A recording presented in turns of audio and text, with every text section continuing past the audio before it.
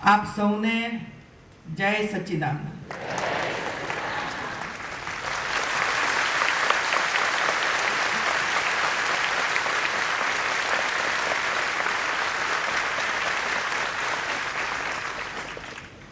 દાદા ભગવાનની 107મી જન્મ જયંતિ નિમિત્તે આપ સૌ પ્રેરણા મેળવવા માટે અને જે યુગ પુરુષે માર્ગદર્શન આપ્યું હોય એ માર્ગ ઉપર ચાલવા માટે અને એવા કામો કરવા માટે આપ બધા જ અહીં એકત્રિત થયા છો અને સૌને માર્ગદર્શન આપવા માટે પૂજ્ય દીપકભાઈ આપણી વચ્ચે છે અને દાદા ભગવાનના સૌ પરિવારજનો, ભાઈઓ અને બહેનો, હું તો અત્યંત ખુશીની લાગણી અનુભવ કરું છું કે આવા સંતો મહંતોનો માર્ગદર્શન, પ્રેરણા અને એમના દર્શન એ જીવનમાં અમૂલ્ય હોય છે। કોઈ વખતે માર્ગ ભૂલી જઈએ અને ફરી કોઈ સંતો મહંતોના ચરણોની રજ મળી જાય તો પાછો આપણો મૂળ માર્ગ ઉપર આવી જવાનો મોકો મળતો હોય છે। હું ગાંધીનગરમાં રહું છું અને જ્યારે પણ ઉત્તર ગુજરાત તરફ જવાનું થાય ત્યારે વચ્ચે સરસ મજાના ત્રિમંદિરના દર્શન કરવાનો મોકો મળતો હોય છે।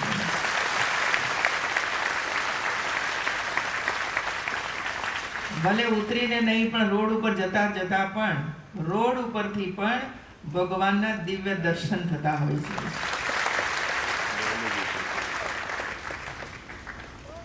અનેક પ્રકારની સેવાકીય પ્રવૃત્તિઓ આ બધી સંસ્થાઓની અંદર ચાલે છે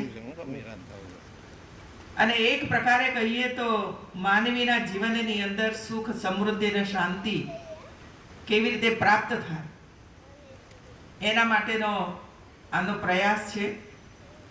આપણે ત્યાં ગમે તેટલી સંપત્તિ હોય, ગમે તેટલી ગાડીઓ હોય, ગમે તેટલા બંગલા હોય, પરંતુ જો મનની શાંતિ ન હોય તો આ બધાનો કોઈ ઉપયોગ નથી હોતો।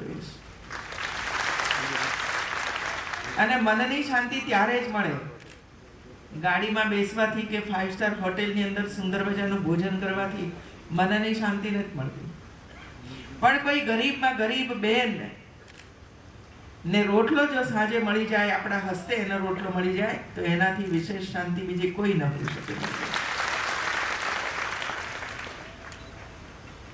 કોઈ દીકરો ભણવા માટે મથામણ કરતો હોય, હોશિયાર હોય, પણ 2-5 હજાર રૂપિયાની ફી ન મળવાને કારણે એનો અભ્યાસ છોડી દે સ્થિતિની અંદર જ્યારે આવી જાય અને એવા સમયે આપના જેવા કોઈ પરિવારજનો મળી જાય અને એને 5,000 રૂપિયાની ફી આપી દે તો એનાથી વિશેષ બીજી કોઈ શાંતિ આપણા મનને ન હોય। એક કુટુંબનું ભરણ પોષણ, એક કુટુંબનો દીકરો આગળ વધે અને એને કારણે સમગ્ર પરિવાર અને એની પેઢીઓની પેઢીઓ તરી જતી હોય છે અને આ કામ આપ સૌ એકત્ર થઈને કરી રહ્યા છો એ મારા માટે બહુ જ આનંદ અને ગૌરવનો વિષય છે। આજે હું કચ્છ આવી હતી। 2001માં ભૂકંપ આવ્યો અને ભૂકંપને કારણે કેવી પરિસ્થિતિ હતી એ તો આપ બધા એનાથી અજાણ નથી, પરંતુ કોઈને કોઈ કારણોવશાત કેટલાક પરિવારોના કામો બાકી રહી ગયા। હું જુલાઈ મહિનામાં જ્યારે કચ્છમાં આવી હતી ત્યારે અધિકારીઓની મેં મીટિંગ લીધી। એ સમયે ધ્યાનમાં આવ્યું કે ભાડુઆ તો જ્યાં રહેતા હતા એમના પ્રશ્નો બાકી છે અને એટલે લગભગ 5,000 જેટલા પરિવારોને આજે એમનો હક અને અધિકાર આપી દીધો મિત્રો। અને એટલે મેં કહ્યું કે આનંદ અને શાંતિ એ આમાંથી પ્રાપ્ત થતી હોય છે કે જ્યારે મેં 5,000 બહેનો ભાઈઓને એમના મકાનનો હક અને અધિકાર આપ્યો, ત્યારે એમના મન ઉપર જે આનંદની લાગણી ને ગૌરવની લાગણી જે હું જોતી હતી, એ જ મારા જીવનનું મૂલ્યવાન છે.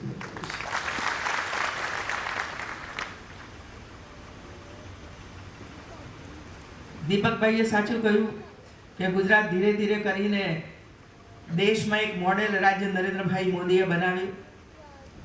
હવે મોડેલ રાજ્યની અંદર આપણે બધાએ ભેગા મળીને ઉમેરો કરવાનો છે અને દિવ્ય અને ભવ્ય ગુજરાત બનાવવાનું છે.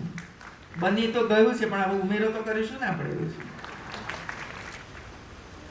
અને એટલા માટે આજે એક નલિયામાં જે વિન્ડ પાવર, પવનમાંથી ઇલેક્ટ્રિક પેદા કરવા માટેના જે કાર્યક્રમો હાથ ધર્યા છે, એમાં સુજલોન કંપની દ્વારા આખા દુનિયામાં સૌથી મોટામાં મોટું 120 મીટર ઊંચાઈ ધરાવતું હાઇબ્રિડ ટાવર નું આજે અમે ઉદ્ઘાટન કર્યું હતું. 120 મીટર ઊંચાઈ એટલે 50 માળ. 50 માળ ઊંચું ટાવર, જેમાંથી પવનમાંથી વીજળી પેદા થશે અને 1080 મેગાવોટ વીજળી સુજલોન કંપનીએ તૈયાર કરી છે, આપણને ગુજરાતને આપી છે મિત્રો. એટલે તો ચારે બાજુ જળહળતો પ્રકાશ આપણે જોઈ શકીએ છીએ. ટેકનોલોજીનો કેટલો મોટો ઉપયોગ છે અને કુદરતે આપણને જે કંઈ આપ્યું છે એ કુદરતી સ્ત્રોતમાંથી આપણે બધું પેદા કરી રહ્યા છીએ. પર્યાવરણ ન બગડે, પર્યાવરણને કોઈ નુકસાન ન જાય. ગ્લોબલ વોર્મિંગની અસરો જ્યારે આખું દુનિયા ઉપર અસર થઈ રહી છે, એવા સંજોગોમાં હવે આપણે બધાએ એ દિશામાં જવું પડે.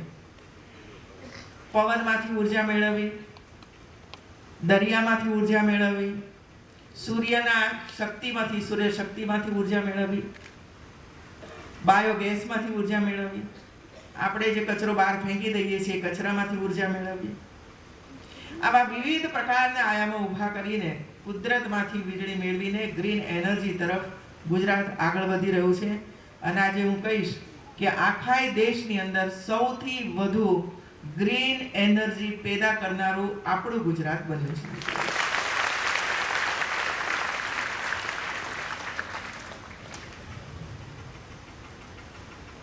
કચ્છમાં જ્યારે આવીએ ત્યારે પહેલા ચારે બાજુએ ધૂળની ડમરીઓ ઉડતી હોય. દૂર દૂર નજર નાખો તો કોઈ માણસ તમને દેખાય જ નહીં. ન કોઈ ગ્રીનરી હોય, ન પીવાનું પાણી હોય, ન કોઈ શિક્ષણની વ્યવસ્થાઓ હોય, ન કોઈ યુનિવર્સિટી હોય, ન કોઈ ઇન્ડસ્ટ્રીઝ હોય, ન સિંચાઈનું પાણી મળે. વારંવાર દુષ્કાળ, વારંવાર ધરતીકંપ, વારંવાર તોફાની નીલોફર જેવા તોફાની વાવાઝોડા, આ બધાનો ભોગ હંમેશા કચ્છ બનતું રહ્યું. પણ 2001 નો ધરતીકંપ એ આવેલી આફતને નરેન્દ્રભાઈએ અવસરમાં પલટી કાઢી. એવું છે. અને માણસનું કામ જ આ છે, તંત્રનું કામ જ આ છે, માનવીનું પણ આ કામ છે કે આવેલી અવસરને, આવેલી આફતને અવસરમાં કેટલી બદલી શકાય. જેમ નીલોફર આવવાનું હતું, બધાને ચિંતા હતી કે 150 કિલોમીટરના ઝડપથી આ નીલોફર તાટકશે. કચ્છ ઉપર વધારે જોર હતું, નલિયા, અને એટલા માટે સૌ ચિંતા કરતા હતા. સ્વાભાવિક છે, એક પણ વ્યક્તિની જાનહાનિ ન થાય, એક પણ પશુ આની અંદર મૃત્યુ ન પામે, અને ઓછામાં ઓછું નુકસાન થાય એ દિશામાં રાજ્ય સરકારે પ્રયાસ કર્યો. વહીવટી તંત્ર લાગ્યું, સમાજ પણ એની અંદર જોડાયો. અને ખબર નહીં, આ મહિલા શક્તિને કારણે નીલોફરને એમ લાગ્યું પાછા જાઓ ભાઈ,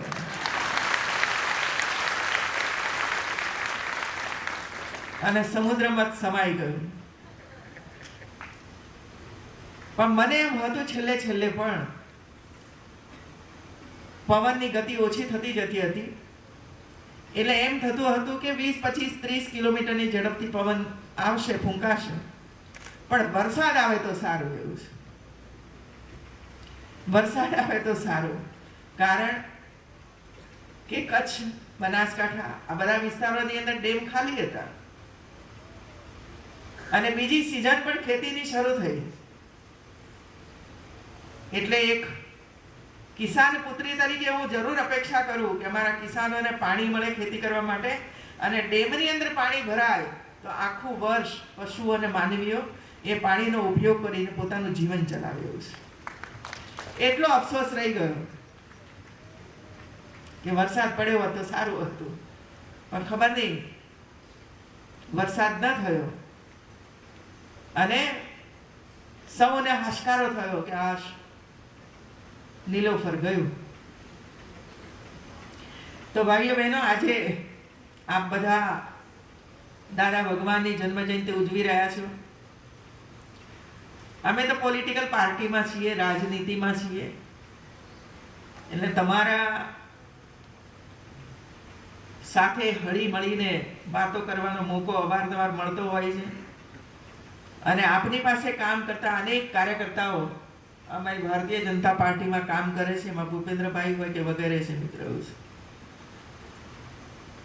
એટલે એમની પાસેથી પણ ઘણી વખતે બેઠા હોઈએ ત્યારે આપની પ્રવૃત્તિઓની વિગતો અમારી સામે આવતી હોય છે. આ વખતે અમારા માટે એક પ્રશ્ન ઊભો થયો કે નરેન્દ્રભાઈ દેશના વડાપ્રધાન બન્યા અને પહેલી વાર ગુજરાતમાં આવતા હતા વડાપ્રધાન બન્યા પછી,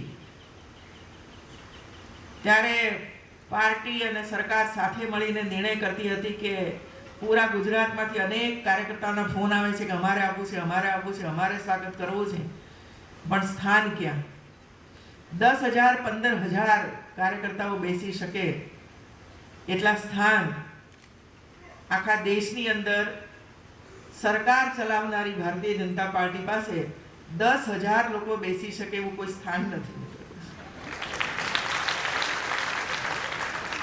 એટલે અમારી નજર ગઈ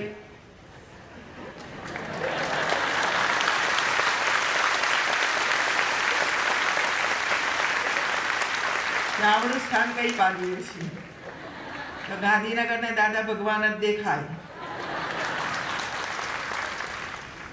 અને મનમાં એટલો બધો આનંદ થયો કે ચાલો દાદા ભગવાનના શરણે જઈએ અને 10,000 કાર્યકર્તાઓ ત્યાં એકઠા થાય.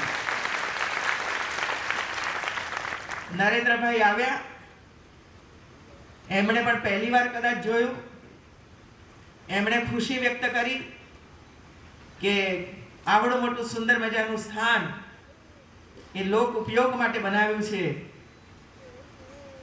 અને એની અંદર નરેન્દ્રભાઈનું ભવ્ય સ્વાગત અમારા કાર્યકર્તાઓ કર્યું.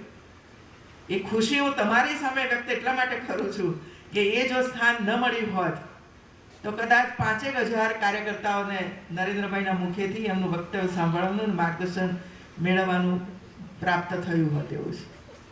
અને પછી મારી જાણમાં આવ્યું કે હજુ તમે કોઈ મોટું બનાવી રહ્યા છો, એટલે મેં કીધું સારું મોટું બનાવો, જેથી કરીને અમારે 15-20,000 લોકોને ભેગા કરવા હોય તો એક સારું સુંદર સ્થાન. આ જ કામ છે મિત્રો,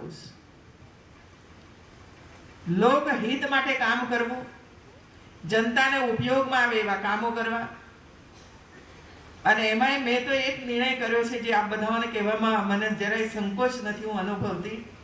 અને જ્યાં અમારા દીપકભાઈ જેવા સંતો મહંતો જ્યારે મને મદદરૂપ થઈ રહ્યા છે ત્યારે, અને એ વિશાળ સંખ્યામાં મારી માતાઓ બેઠી છે ત્યારે, એક મહિલા તરીકે, એક માતા તરીકે આ વાત તમારી સમક્ષ હું કરું છું. ગુજરાતના મુખ્યમંત્રી તરીકે વાત નથી કરતી મિત્રો. હું પણ ગામડામાંથી આવું છું, ગામડાઓમાં જ ભણી, મોટા પણ ત્યાં જ થયા, ખેતીનું કામ પણ ત્યાં કર્યું, પશુઓનું કામ પણ ત્યાં કર્યું. પણ એક મનમાં એ વખતથી મનમાં એક પ્રશ્ન સતત ઉઠતો હતો કે શહેરમાં જાઓ ત્યારે ટોયલેટની વ્યવસ્થા હોય અને ગામડામાં આપણા જેવી હજારો બહેનોને, દીકરીઓને, પ્રેગ્નન્ટ વુમનને સાંજ સુધી રાહ જોવી પડે ને ડબલું લઈને રાત પડે એટલે જાય. આવું શું કામ? આ પ્રશ્ન હું જ્યારે 14-15 વર્ષની ઉંમરની હતી, અમે પણ એનો અનુભવ કરતા હતા, ત્યારથી મારા મગજની અંદર હતું કે એવું શા માટે છે ગુજરાતની અંદર અને દેશમાં કે ઘર ઘર ટોયલેટ નથી આવતું. અને એટલા માટે મારા મનમાં જે આ પ્રશ્ન પડેલો હતો એના હવે જ્યારે મને મોકો મળ્યો છે ત્યારે મેં નક્કી કર્યું છે કે આવતા 2 વર્ષ સુધીની અંદર ગુજરાતનું એક ઘર આપણે બાકી નથી રાખવું કે જેના ઘરમાં ટોયલેટ ના હોય.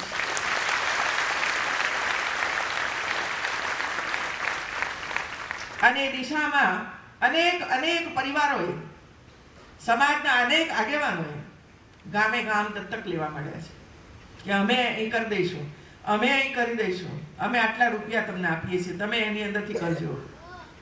અને હું માનું છું કે જે રીતે ગુજરાતના પ્રજાજનોનો, નાગરિકોનો, ટ્રસ્ટોનો, ઇન્ડસ્ટ્રીઝનો જે સહયોગ પ્રાપ્ત થઈ રહ્યો છે ત્યારે મને બહેનો કહેતા તમને આનંદ થાય છે કે હવે આપણી ગામડાની બહેન પણ જેમ શહેરમાં જે સુખ સગવડ ભોગવી રહી છે એ જ સુખ સગવડ એ ગામની અંદર પ્રાપ્ત કરશે. બીજી એક સમસ્યા આપણે ત્યાં છે જ, અને અવારનવાર સંતોના મુખેથી પણ હું એ સાંભળતી હોઉં છું કે ભાઈ દીકરીને ભણાવો એવું છે. કચ્છનો વિચાર આપ કરો તો હું તો શિક્ષણ મંત્રી પણ રહી છું 10 વર્ષ, અને 30 વર્ષ સુધી એ કન્યા શાળાની અંદર પણ માધ્યમિક અને ઉચ્ચતર માધ્યમિક શાળાઓની અંદર શિક્ષિકા તરીકે અને પછી પ્રિન્સિપાલ તરીકે કામ કર્યું છે. અને એટલા માટે જ્યારે દર 10 વર્ષે સેન્સસ થાય, વસ્તી ગણતરી થાય, અને એની અંદર મહિલાઓની સંખ્યા જ્યારે અમે જોતા હતા ત્યારે આપણને દુઃખ થાય કે માત્ર ને માત્ર દીકરા ખાતર ગર્ભની અંદર ઉછળતી દીકરીને આપણે મારી નાખી. કોકના ત્યાં દીકરી જન્મશે તો એ દીકરી તમારા ઘરે વહુ બનીને આવવાની છે, અને આપણે જો આપણી દીકરીને ગર્ભમાં જ મારી નાખીશું તો તમારા ત્યાં વહુ બનીને કોણ આવશે? એનો તો વિચાર કરીએ આપણે. અને એટલા માટે એક અભિયાન ચલાવ્યું હતું, એનું પરિણામ પણ આપણને સારું પ્રાપ્ત થયું છે. પણ જ્યારે દાદા ભગવાનની 107મી જન્મ જયંતિ નિમિત્તે આપની વચ્ચે હું આવી છું ત્યારે હું આપ બધાઓને પણ એ જ વિનંતી કરું છું કે આપણે બધા ભેગા મળીને દીકરી બચાવો ને દીકરી ભણાવોનું અભિયાન ઓર તેજ બનાવીએ, ઓર તેજ બનાવીએ. જ્યાં સુધી આ વિચાર જન જન સુધી ન પહોંચે, એના હૃદયને એના સ્પર્શ ન કરે, ત્યાં સુધી પરિણામ હાંસલ ન થાય. અને આ જે પ્રવૃત્તિ છે એ ભણેલા ગણેલા સમાજમાં છે, કોઈ ટ્રાઇબલ વિસ્તારમાં નથી. ભણેલા ગણેલા સમાજની અંદર છે. અને એટલા માટે આપણે બધા જ દાદા ભગવાનના આશીર્વાદ મેળવીને સંકલ્પ કરી આ પવિત્ર ભૂમિમાં કે અમે અમારા ઘરની અંદર દીકરીને જન્મવાનો અધિકાર આપીશું, ચાહે ચોથી દીકરી હોય તો પણ એવું છે. એને ભણાવી ગણાવીને તૈયાર કરશું, એ જ આપણું કર્તવ્ય બને છે. અને ત્રીજો મુદ્દો છે ભાઈઓ બહેનો, કુપોષણ. લગભગ 38% જેટલું કુપોષણ, 100 માંથી 38 બાળકો, દીકરી હોય કે દીકરો હોય, એ કુપોષણ વાળા છે. સ્વાસ્થ્ય બરાબર નથી, વારંવાર બીમાર પડે છે, વજન બરાબર નથી, બૌદ્ધિક ક્ષમતા ઓછી છે. એનું મૂળભૂત કારણ છે કે 9 મહિના માતાઓએ જે ખાવું જોઈએ એ નથી ખાતા, અને જન્મ્યા પછીનું જે બાળક જન્મે છે એ કુપોષિત હોય છે. અને એના માટે પણ જે કંઈ કરવું પડે, જે ખવડાવવું પડે, જે લાલન પાલન કરવું પડે, મેડિકલ સેવા પ્રાપ્ત કરવી પડે, સ્વચ્છતા રાખવી પડે, એ બધાનો અભાવ હોવાને કારણે બાળકો કુપોષિત છે. મને આજે એટલો આનંદ છે કે ગુજરાતના અનેક અનેક ભાઈ બહેનોએ આંગણવાડીઓને દત્તક લીધી છે કે અમે આંગણવાડીની અંદર 4 બાળકો કુપોષિત હશે તો એને અમારી રીતે તૈયાર કરીને મેડિકલની સેવાઓ, દવાઓ, ખાવાનું એ બધું જ આપીને એમને કુપોષણમાંથી બહાર કાઢીશું. આ એક સુંદર કાર્યક્રમ આખા ગુજરાતની અંદર ચાલી રહ્યો છે.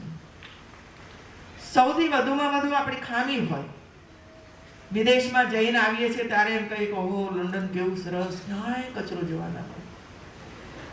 પણ લંડનમાંથી ફ્લાઇટમાં બેઠા, અમદાવાદ એરપોર્ટ ઉપર ઉતર્યા અને 6 કલાક 8 કલાકની અંદર જે કંઈ ખાધું પીધું એ ભરી રાખ્યું પર્સમાં અને જેવા એરપોર્ટ ઉપર ઉતર્યા એટલે એ ફેંક્યું.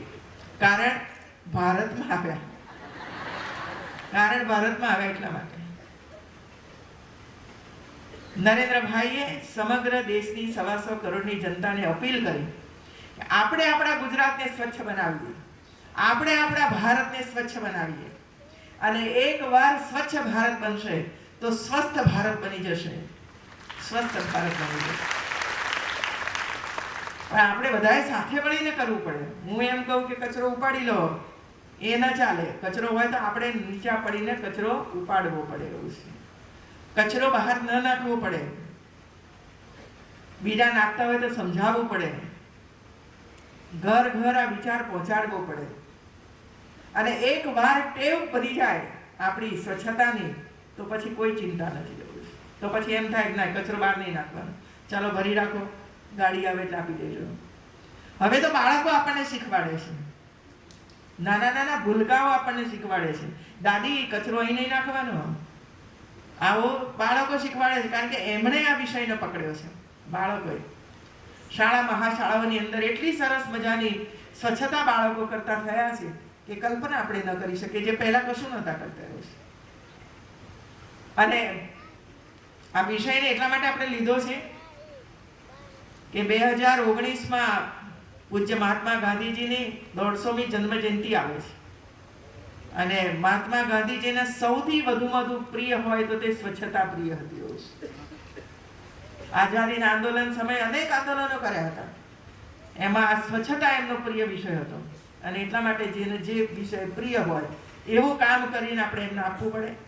અને એટલા માટે 2019 સુધીમાં ઘર ઘર ટોયલેટ, કુપોષણમાંથી બાળકોની મુક્તિ, એક પણ બાળકની ભ્રૂણ હત્યા ન થાય એ માટેનો સંકલ્પ અને એની અમલવારી, રસ્તાઓ ચોખ્ખા હોય, શાળાઓ ચોખ્ખી હોય, હોસ્પિટલો ચોખ્ખી હોય, બધું જ ચોખ્ખું ચારે બાજુએ આપણને દેખાય અને આપણા સૌમાં સ્વચ્છતાની એક સુંદર મજાની આદત પડી જાય.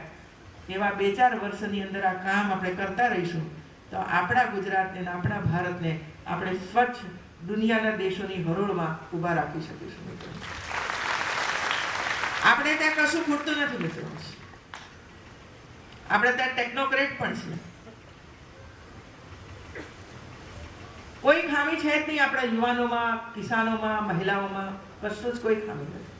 માત્ર એક ખામી હોય તો ત્યાં ગંદકી. વિદેશોમાંથી જે લોકો આવે છે બધા શું કામ અહીં આવે છે? એમને ખબર છે કે અહીં પારદર્શકતા છે, લોકો માયાળુ છે, સહકાર આપે છે, સારી સેવાઓ મળી રહી છે, પાણી મળે છે, વીજળી મળે છે, સારા રસ્તાઓ છે, એરપોર્ટ છે, ટ્રેનો છે, યુનિવર્સિટીઓ સારી છે. આ કહેતા હોય છે અમને બધાઓને. પણ પછી એમ કે મેડમ અમને એક પસંદ નથી એટલે હું તરત જ બોલું ગંદકી ને એટલે કે યસ ગંદકી. હવે એમની આગળ આપણે શું કહીએ? એક ખામી અને એને કારણે આખા વિશ્વની અંદર ભારત થોડુંક પાછળ આપણને દેખાય છે. જો આપણે બધા સહયોગી બની અને આપણા દેશને સ્વચ્છ અને સુંદર બનાવી દઈએ તો બાકી કશું બધું જ છે આપણી પાસે. એક જ નથી, તે સ્વચ્છતા નથી. અને એ સ્વચ્છતા આપણે ઊભી કરી દઈએ તો માનું છું કે ગુજરાત અને આખો દેશ વિશ્વની હરોળની અંદર આવી જવું છે. આપણે અનેક વખતે સંતો અને મહંતો પાસેથી સાંભળીએ છીએ કે આપણો ભારત દેશ 21મી સદીમાં દુનિયાની મહાસત્તા બનશે. અમે સાંભળતા હતા, તમે સાંભળતા હશો. પણ મનમાં વિચાર આવતા 5 વર્ષ પહેલા સાંભળતા, 10 વર્ષ પહેલા સાંભળતા, ત્યારે એમ થાય કે ક્યાંય એધાણ તો દેખાતા નથી, વિશ્વની મહાસત્તા બની રહી. પણ હવે એના એધાણ દેખાઈ રહ્યા છે. જ્યારથી નરેન્દ્રભાઈ મોદી દેશના વડાપ્રધાન બન્યા ત્યારે વિશ્વની અંદર ભારતને હવે પૂછતા થયા છે લોકો. એવું છે, માન સન્માન અને ગૌરવ આપતા થયા છે. નહીં તો ભારતની કોઈ છીકડીએ નહોતું લેતું રહેલું છે. આજે એમ કહેતા થયા છે કે નહીં, ભારત વડાપ્રધાનને પૂછ્યા વગર નિર્ણય નહીં થઈ શકે. અને નરેન્દ્રભાઈએ જાપાન, ચાઇના, આવા જે અમેરિકા અને હવે પાછા ઓસ્ટ્રેલિયા જવાના છે, એ બધામાં જઈને એવો દબદબો ઊભો કર્યો કે તાકાત છે તમારી, ભારતને બાજુ પર મૂકીને કંઈ પણ કામ કરી શકો એવું છે. આ દબદબો, આ વિચારો, કામ, એ બધું જ વિશ્વની સામે નરેન્દ્રભાઈ મૂક્યું છે.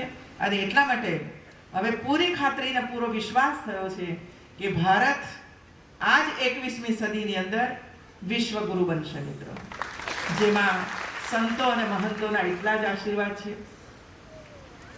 એ પણ વિશ્વગુરુ બને એના માટેની મથામણ કરી રહ્યા છે, પરિશ્રમ કરી રહ્યા છે, ઠેર ઠેર આપણે બધાઓને પ્રેરણા અને માર્ગદર્શન આપી રહ્યા છે. જે પ્રેરણા અને માર્ગદર્શન આપણને સતત આપણા સંતો મહંતો આપી રહ્યા છે, એમના માર્ગ ઉપર આપણે ચાલીએ, એમના વિચારને આપણા જીવનની અંદર ઉતારીએ. અને દાદા ભગવાનની આ 107મી જન્મ જયંતિ સરસ રીતે આપ બધા ઉજવી રહ્યા છો, ત્યારે આપણે સંકલ્પ પણ કરીએ કે હું આટલું કામ તો જરૂર કરીશ. ત્યારે સાચા અર્થની અંદર દાદા ભગવાનની જન્મ જયંતિ આપણે ઉજવી એમ કહી શકીશું એવું છે.